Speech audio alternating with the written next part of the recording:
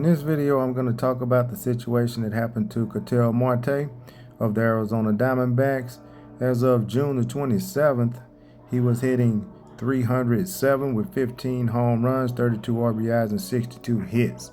So Ketel has started to turn it on a little bit.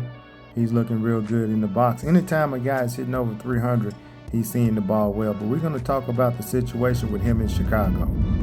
Okay, in this video right here, I'm going to talk about the situation that happened in Chicago when the Arizona Diamondbacks faced the White Sox a few days ago. So there was a heckler apparently in left field that was heckling Ketel Marte of the Arizona Diamondbacks. And the heckler clearly had done his research on Ketel Marte enough so that he knew the player's mother had passed away in a car accident and used this to harass him and agitate him. Okay, in my dealings with professional sports and professional athletes and being around enough crowds on the inside, I've been able to understand why players act the way they do or behave the way they do, and also how they feel dealing with thousands of people on a daily basis that you do not know. And for this reason right here is why lots of players will be robotic. And I've even saw a player say, don't make eye contact. He was talking about with fans when walking through. Because you never know the intentions of the people who are talking to you. You could have a crowd of, let's just say a small crowd, 15,000 people, and one of those people has a bone to pick with you and you do not even know this person, right? And so that one person can make the whole group appear to be hostile, right?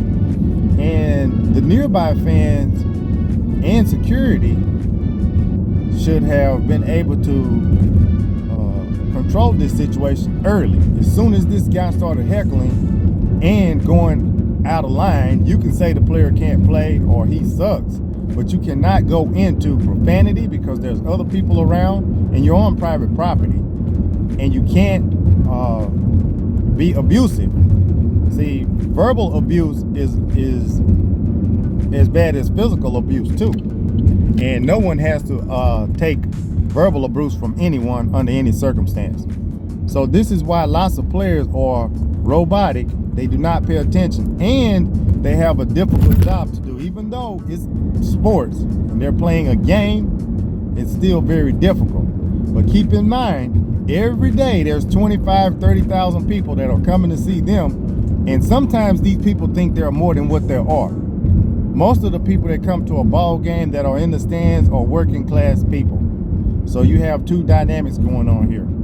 You have a working class person coming to see an athlete that's probably making a lot of money. Some people feel a type of way about that. Some of the athletes don't want to be bothered. Some people feel a way about that. I believe the most that you can get from a professional athlete or anyone is common courtesy. So the fan clearly didn't show common courtesy, and he was able to get underneath the skin of Ketel Marte. But always remember this, there are more good people than bad. So there's always going to be one, and do not be surprised when you come across him. There's a law called the law of stupidity. And one of the laws of stupidity is this: there are more stupid people in the world than you realize. Just because you're not one of them, there are more stupid people in the world than you realize. And I'm going to end my opinion or my interpretation with this. If you remember your school days, and some people who listen to this may be in school, when you were in elementary school and middle school, and even as far as high school, there were always problem child, problem people. Well, guess what? They're still out there. You just don't have to be around them, and they're having kids.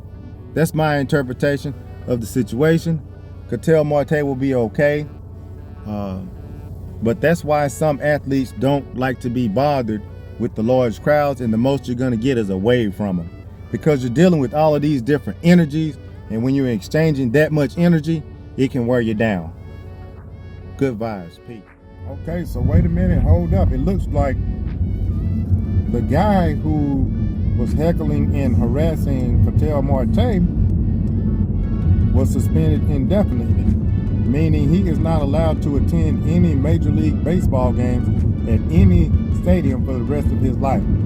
What I believe will happen is he will appeal the lifetime ban, and he will be allowed to attend games again. I don't believe that the lifetime ban will stick. Will it be a year or two? I don't know. But tonight, Ketel Marte had a chance to bat with the bases loaded in the 9th inning. That would have been storybook if he could have hit that grand slam, but he didn't. He got rung up on a called third strike. So I believe the person who was a 22-year-old, what he said, this is not verbatim, was that I'm going to text your mom tonight, or I'm going to text your mother tonight, to try to get under the skin of Ketel Marte.